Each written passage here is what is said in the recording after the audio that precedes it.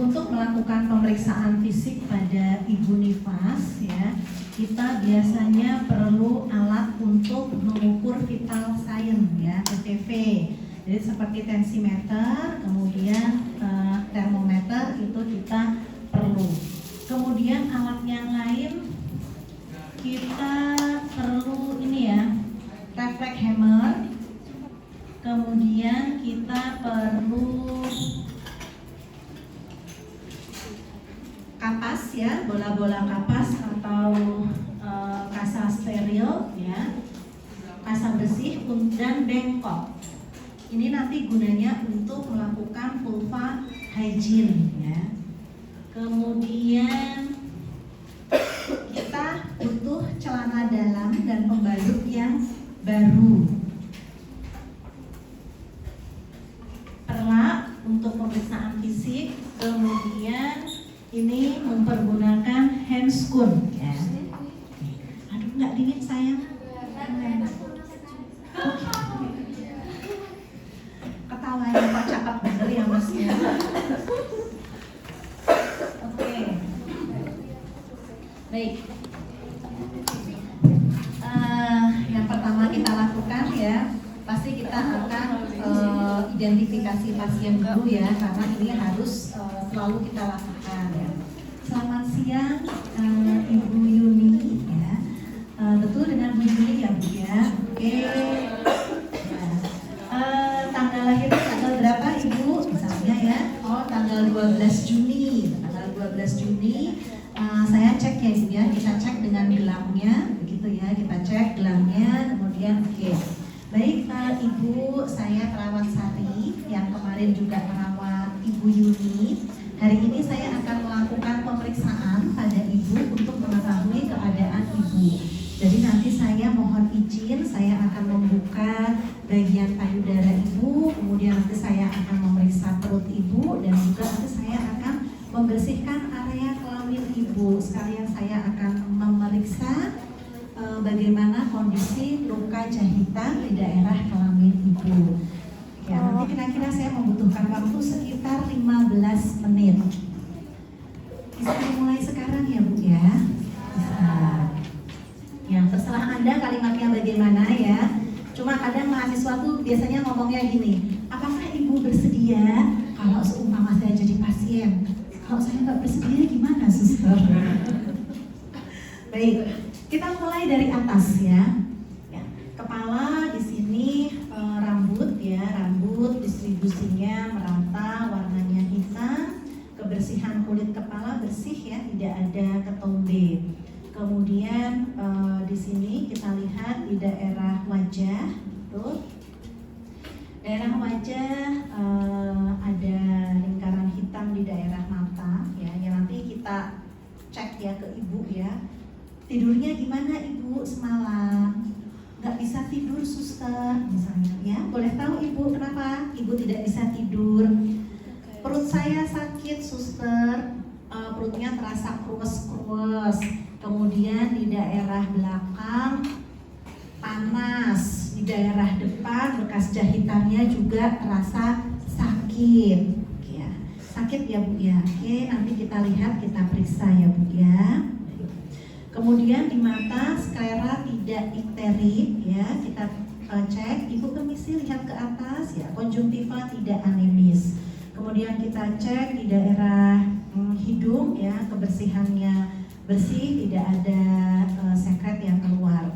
Mulut, membran mukosa mulut lembab, warnanya merah muda. Ibu bisa buka mulutnya. Kita lihat ya, tidak ada gigi berlubang, tidak ada karies gigi, tidak ada sariawan.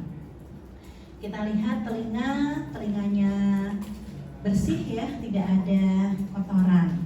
Kemudian kita periksa di daerah leher. Coba Ibu menelan, tidak ada pembesaran kelenjar tiroid. Kita turun langsung ke daerah dada. Permisi ya Bu ya, saya buka bajunya. Saya buka ya Bu ya. Nah, kita lihat ya di daerah dada di sini payudara biasanya membesar ya. Jadi kalau hamil itu payudaranya membesar, saat nifas itu biasanya lebih besar lagi. Payudara membesar, kemudian areola mame tampak melebar, membesar, puting susu menonjol ya. Dua-duanya menonjol keluar. Oke. Saya pakai handscoon ya harusnya dari awal. Permisi Ibu, nah kita cek kolostrumnya sudah keluar ya Bu ya. Asinya sudah lancar keluar belum Bu? Kebetulan ini ibunya hari pertama nifas. Belum Bu, asinya belum begitu lancar. Oke, bayinya sudah mau menyusu Ibu? Sudah, tapi baru sedikit-sedikit ya. Nanti kalau Anda praktik di klinik ya, ketika Anda melihat adik bayi menyusu dengan ibu ya, yang harus Anda perhatikan itu apa? Anda cek posisi menyusui yang dilakukan oleh ibu, teknik menyusuinya itu sudah tepat atau belum. Bagaimana cara mengeceknya? Bu, ini udah masuk dengan teknik dan posisi menyusu? Belum ya, ya ini baru nifas ya, belum sampai bayi ya.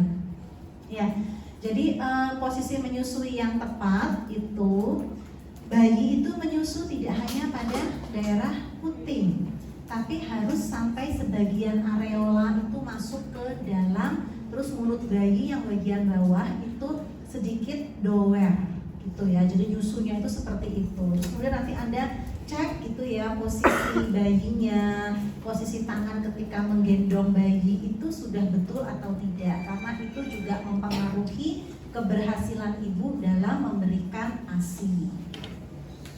Baik, kita lanjutkan ya, kita lakukan palpasi ya. Permisi Ibu, tangannya bisa satu diangkat ke atas, kita lakukan palpasi ya.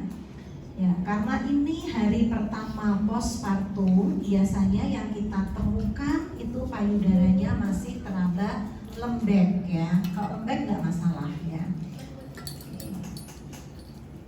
Kalau hari ketiga baru biasanya payudaranya itu teraba keras. Oke, kemudian kita kancingkan lagi.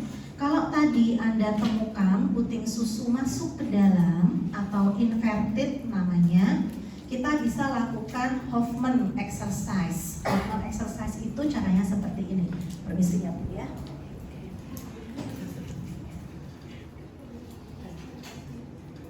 Ya, ini saya ajarkan cara untuk mengeluarkan puting susu yang masuk ke dalam ya Bu ya. Letakkan jari tangan ibu kanan dan kiri di sebelah kanan dan kiri puting payudara, kemudian tarik ke arah berlawanan. Letakkan di sini, tarik ke atas dan ke bawah. Ini namanya Hoffman exercise. Ya, jadi ibunya ini harus telaten kalau mau mengeluarkan puting payudara yang masuk dengan menggunakan Hoffman exercise. Tidak bisa langsung sekali dua kali itu langsung keluar, tidak bisa ya, harus telaten. Begitu juga kalau mau mengeluarkan puting dengan nipple puller atau pakai spad itu juga harus telaten.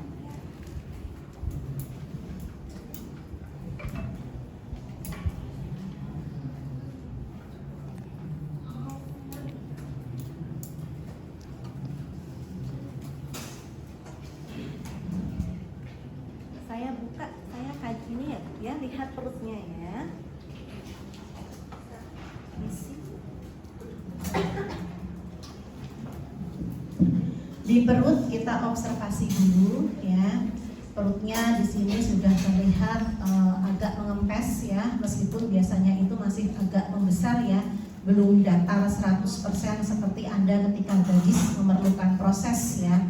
Kemudian ada strie, ada stretch mark, kemudian ada linea nigra ya, linea alba dari umbilical sampai ke simfisis.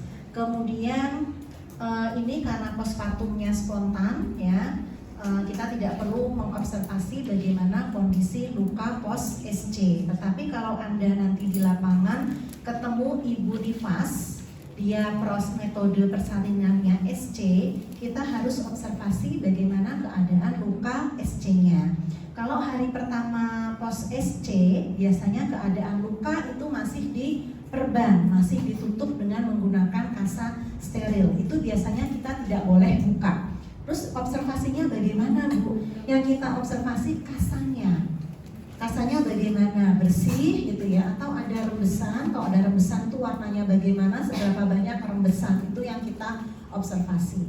Biasanya kalau sudah hari ke 5 gitu ya, tapi sekarang itu jarang ya Bu ya. SC itu sampai 1 minggu di rumah sakit itu jarang. Biasanya hari ketiga itu dia sudah pulang. Nanti dia akan kontrol kembali 1 minggu gitu ya. Kemudian baru akan dilakukan pelepasan ganti balutan di rumah sakit, sekalian dievaluasi. Nah saat itu apa yang dilihat tadi ya, jahitannya bagaimana, ada kemerahan atau tidak, bengkak ada atau tidak, apakah ada cairan atau pes yang keluar dari daerah sekitar luka. Setelah kita observasi, selanjutnya kita palpasi. Apa yang dipalpasi? Pertama kita cek dulu tinggi fundus uterusnya. Ini hari pertama postpartum. Tinggi fundus uterus biasanya adalah 1 jari di bawah pusat. Ya, kita nggak pakai medline, pakainya biasanya jari. 1 hari 1 jari, 2 hari biasanya 2 jari di bawah pusat. Kita cek ya, di sini nanti Anda pakai pantong ini bisa keraba. Uterus, ini uterus ya, keras di sini. Nanti Anda cek di sini. Nah, tingginya ini berapa jari di bawah pusat. Kemudian ini posisinya di tengah. Kemudian di sini tonusnya ini kencang ya, berarti dia kontraksinya bagus. Kalau seandainya Anda menemukan uterus yang lembek, maka Anda harus melakukan stimulasi kontraksi. Bagaimana caranya? Seperti ini ya. Ini. Terus selain itu, Anda harus mencari sumber penyebab. Kalau seumpama kok tonusnya lembek, kita stimulasi, terus kita cek nanti misalnya kok ini perdarahannya banyak, kita harus cari sumbernya di mana. Biasanya yang pertama kita cek kontraksinya bagaimana ya. Kalau setelah kontraksinya oke, kontraksinya dipastikan kontraksinya kuat, tapi kenapa ada perdarahan pada ibu nifas? Kita cek selanjutnya itu adalah apa? Setelah kontraksi lanjut ke ada nggak jahitan perineum yang belum terjahit ya, itu biasanya sumber. Setelah itu baru kita kaji faktor selanjutnya. Jangan-jangan ada sisa plasenta yang ketinggalan di daerah rahim. Baru faktor yang terakhir pembekuan, faktor pembekuan pada ibu, itu perlu kita lakukan cek laboratorium. Ini TF-nya 1 jari di bawah pusat, posisi uterus di tengah ya. Terus kemudian tonusnya itu kencang ya, kuat, tidak lembek. Setelah itu kita lakukan pengukuran diastasis rectus abdominus ya. Caranya bagaimana? Kaki ibu kita minta fleksi, ibu kakinya ditekuk sedikit ya, dua-duanya kaki ditekuk. Kemudian bantalnya saya ambil dulu ya Bu ya, bantalnya, permisi, ibu tidak mengenakan bantal. Kepalanya ibu minta tolong, kepalanya diangkat, ditekuk menghadap ke perut, ibu melihat ke perut. Saat dalam posisi demikian kita palpasi dari daerah PX ya, prosesus sifoideus, kita palpasi sampai sepusat. Kita rasakan di situ ya, daerah yang lembek ya, itu berapa sentimeter dari mulai prosesus sampai dengan pusat, itu panjangnya berapa sentimeter, kemudian berapa jari tangan kita yang bisa masuk ke celah-celah antara otot di daerah sini ya, di daerah rectus abdominus tadi berapa jari, jadi berapa senti dan berapa jari ini untuk mengetahui lebarnya. Kalau sekarang Anda palpasi Anda yang nggak bisa ya, karena kita ototnya masih keras ya. Nanti kalau ketemu sama ibu nifas ya. Oke. Ya. Kemudian kita lanjut ke daerah perineum. Baik. Ibu permisi ya Bu ya. Saya buka celananya, kita buka celananya, kemudian kita pasang perlak.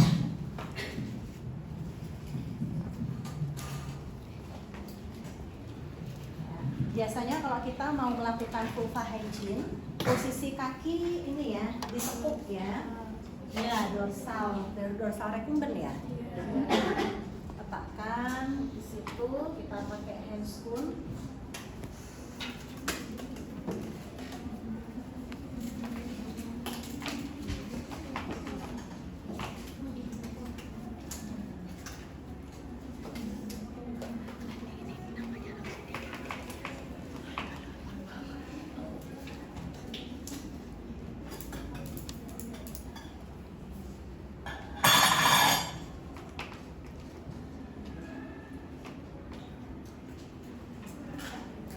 Kalau ada pinset silahkan menggunakan pinset ya, karena pinset itu kan nanti membuat kita nggak ini ya. Tapi kalau seumpama di ruangan itu minimal pinset ya.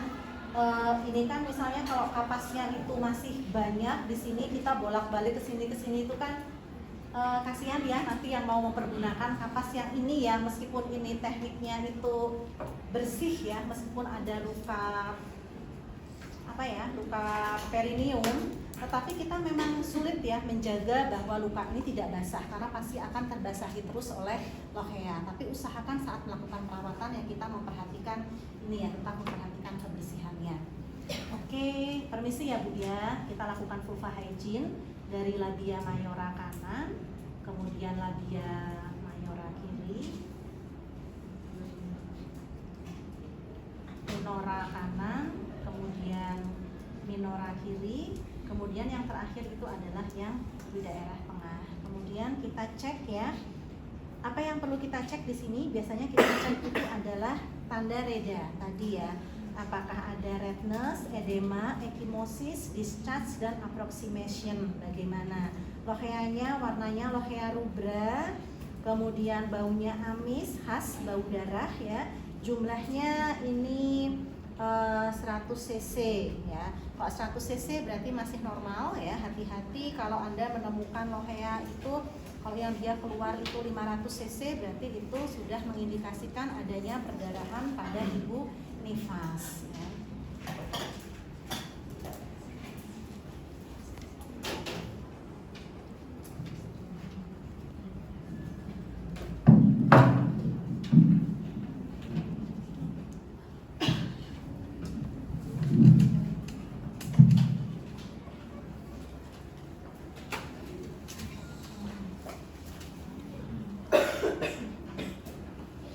Belum pakai celana ya ibunya ya.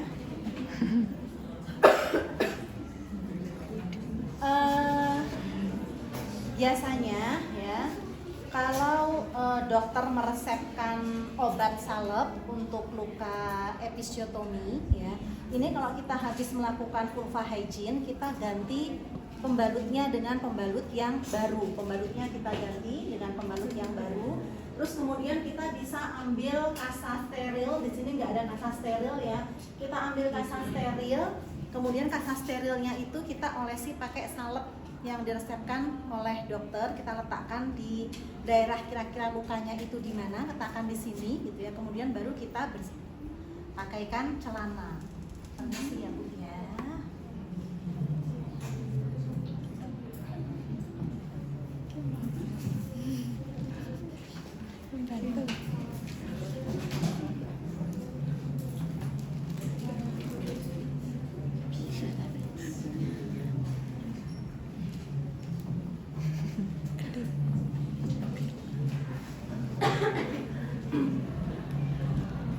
Setelah ini kita lakukan pemeriksaan pada daerah kaki ya. Ini anggap kaki ya. Kaki kita cek ya, apakah ada udem, ada atau tidak. Kalau ada udem di telapak kaki kita cek di betisnya itu ada udem atau tidak. Kemudian cara melakukan pemeriksaan udem udah tahu ya, ditekan ya. Kalau tidak segera kembali berarti ada udem. Terus kemudian adakah varises ya? Ada varises ada atau tidak? Kemudian terakhir tanda Homan. Tanda Homan cara melakukan pemeriksaannya. Posisi kaki seperti ini, telapak kaki Anda pegang dengan tangan Anda tekuk ke seperti ini. Sakit nggak Bu? Kalau Ibu merasa nyeri berarti tanda Homan positif. normalnya tanda Homan negatif. Begitu ya cara melakukan pemeriksaannya. Yang terakhir refleks patella. Permisi ya Bu ya, kakinya kita angkat sedikit, kita ketuk pada daerah lututnya, yang satunya lagi. Kemudian tadi saya lupa tidak melakukan pengukuran tanda-tanda vital. Jadi pengukuran tanda-tanda vital itu dilakukan di awal ya. Jadi TTV yang normal itu kurang lebih sama ya seperti orang dewasa. Tensinya itu hati-hati kalau kita ketemu ibu nifas kok tensinya 140 atau 160 gitu ya. Kemudian yang kedua terkait dengan suhu. Nah, suhu pada ibu nifas ini juga kalau seumpama Anda mendeteksi kok suhunya 37 derajat Celcius, Anda harus tahu ini hari keberapa nifas. Kalau hari pertama nifas, Anda ketemu suhunya 37 derajat Celcius, itu normal. Bisa jadi karena dia masih kelelahan, karena proses persalinan, pengeluaran cairan, pengeluaran darah ya normal ya. Tetapi kalau ketemu suhu 38 derajat Celcius pada hari kedua, cek tanda-tanda yang lainnya, karena peningkatan suhu pada hari kedua itu merupakan tanda-tanda infeksi pada ibu nifas. Begitu juga kalau dengan membaca hasil leukosit pada laboratorium ya. Leukosit itu kan kalau orang dewasa normal itu pedomannya 5.000 sampai 10.000 ya. Nah, kalau Anda ketemu leukosit 15.000 pada ibu nifas, normal nggak? Enggak? Yakin? Normal, 15.000 masih normal pada ibu nifas ya. Jadi pedomannya ini berbeda. Silahkan cek kalau ibu nifas, leukositnya itu kalau dikatakan abnormal itu kalau berapa. Oke, kita lanjut ke breast care ya.